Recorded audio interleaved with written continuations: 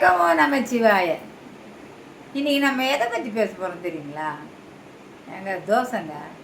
தோசை. நம்ம தோசை என்ன பண்ணுறோம்? இப்போல்லாம் விதவிதமாக தோசை சுடுறாங்க. தக்காளி தோசையா, வெங்காய தோசையா, கீரை தோசையா, கலரா தோசை, மிளகாப்பொடி தோசை, ஆனியன் தோசை. தோசையை விரும்பாதவங்க யாராவது இருக்காங்களா? நிஜமாவே எனக்கு தோசை பிடிக்காதுங்க, அது வேறு விஷயம்.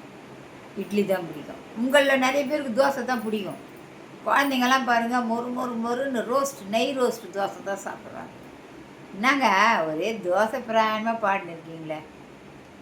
இதில் ஒரு சூட்சமெல்லாம் இருக்குதுங்க. இந்த தோசையில் ஒரு சூட்சமம் இருக்குது. இந்த சூட்சமத்தெல்லாம் சொல்கிறதுக்காக தான் தோசையை பற்றி இவ்வளோ விளக்கங்கள் சொல்லுங்க. முதல்ல தோசை யார் யார் விரும்பி சாப்பிட்றீங்களோ அவங்கெல்லாம் ஒரு லைக் போடுங்க, கமெண்ட் போடுங்க, சேனலை சப்ஸ்கிரைப் பண்ணிக்கோங்க. சரிங்களா? அப்புறமா தான் இந்த தோசைக்குள்ளே என்ன சூட்சமம் இருக்குது அப்படின்றத நான் சொல்லுவேன். இப்போ சூட்சமத்துக்குள்ளே போகலாமா? ஓகே. ஒரு தோசைன்னா அதுக்கு முதல்ல தோசையை உருவாக்குறதுக்கு நெருப்பு தேவை, சுடுறதுக்கு. அந்த நெருப்பு யார் தெரியுங்களா? சூரிய பகவான். தோசை மாவுக்கு அரிசி தேவை. அரிசி யார்? சந்திர பகவான். தோசையில் அரிசிக்கு அப்புறம் உளுந்து போடுறோம். உளுந்து யார்? ராகுவும் கேதுவும், மேல் கிரகங்கள், அவங்களுடைய வம்சம். அப்புறம் என்ன போடுறோம்? வெந்தயம் போடுறோம். வெந்தயம் புதன் பகவான். சரிங்களா? இதெல்லாம் போட்டு அரைச்சி வச்சுட்டாச்சு.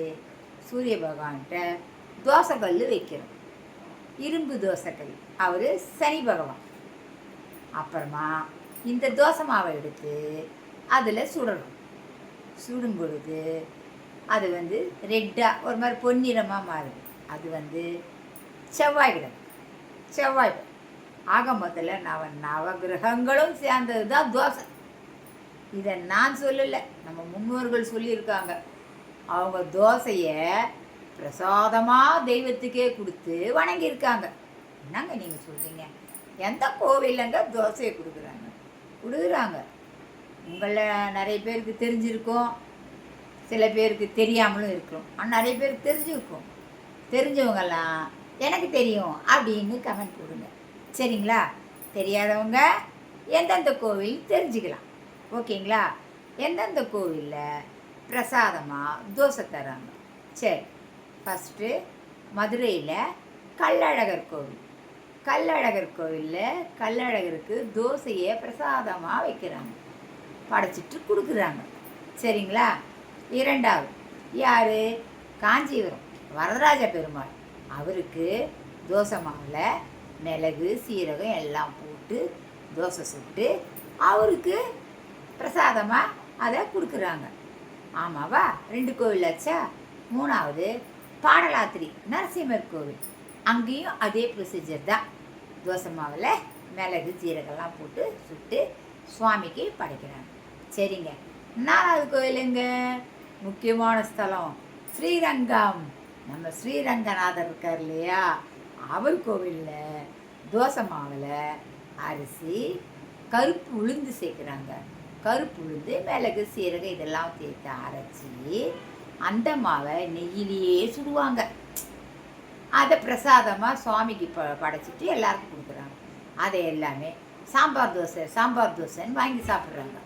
ஆக மொத்தத்தில் இந்த தோசையின் பரிணாமம் பார்த்தீங்களா?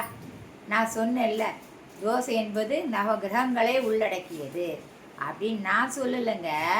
நம்ம முன்னோர்கள் தான் சொல்லியிருக்காங்க. அவங்க தான் இப்படி கோவில்கள்லேயே தோசையை தெய்வத்துக்கு பிரசாதமாக படைச்சி சாப்பிட்ருக்காங்க. இது உண்மை. இன்றளவிலும் நடைமுறையில் உள்ளது. நான் சொன்ன அந்த 4 கோவில்களிலும் நடைமுறையில் உள்ளது தோசை பிரசாதம். நீங்கள் யாராவது போனீங்கன்னா அந்த கோவிலுக்கெல்லாம் தோசை வாங்கி சாப்பிடுங்க, மிஸ் பண்ணிடாதீங்க. சரிங்களா?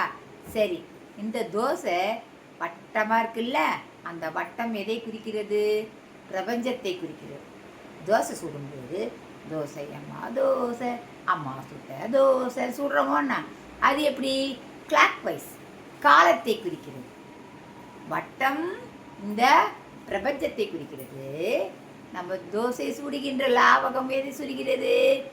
கடிகார். காலம், காலத்தை குறிக்கிறது. பாருங்கள், நம்ம முன்னோர்கள் எவ்வளோ அழகாக சிந்திச்சு இதை வந்து பிரசாதமாக நம்ம தெய்வத்துக்கு கொடுக்கணும் அப்படின்னு கொடுத்துருக்காங்க. இப்போது சொல்லுங்கள், தோசை பிரியர்கள்லாம் யார் யார்? தோசையை நல்லா சாப்பிடுங்க. தோசை நவகிரகங்களும் உள்ளடக்கிய ஒரு உணவு. அதாவது நவகிரகங்களும் அதில் இருக்குது தோசையில்.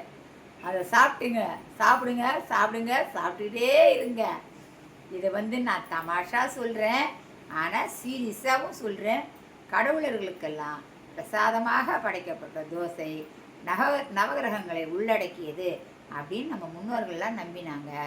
அதனால தான் அவங்க தோசையை வந்து பிரசாதமாக படைத்தாங்க. சரிதுங்களா? இன்றளவிலும் உள்ளது. இன்றளவிலும் 4 கோவில்லையும் தோசை பிரசாதமாக வழங்கப்படுகிறது, மிளகு ஜீரகத்தோடு சேர்த்து. சரியா? இது வந்து எனக்கு தெரிந்த தகவல். இதை நான் உங்களுக்கெல்லாம் பகிர்கிறேன். யார் யாருக்கு பிடிச்சிருக்கு, யார் யாருக்கு பிடிக்கல எனக்கு தெரியாது. எனக்கு தெரிந்ததை நான் பகிர்ந்து கொண்டேன். தப்பு ஏதாவது இருந்தால் மன்னிச்சிடுங்க. மீண்டும் அடுத்த வீடியோவில் சந்திப்போம். வணக்கம். லைக் பண்ணுங்கள், ஷேர் பண்ணுங்கள், கமெண்ட் பண்ணுங்கள், சேனலை சப்ஸ்கிரைப் பண்ணுங்கள்.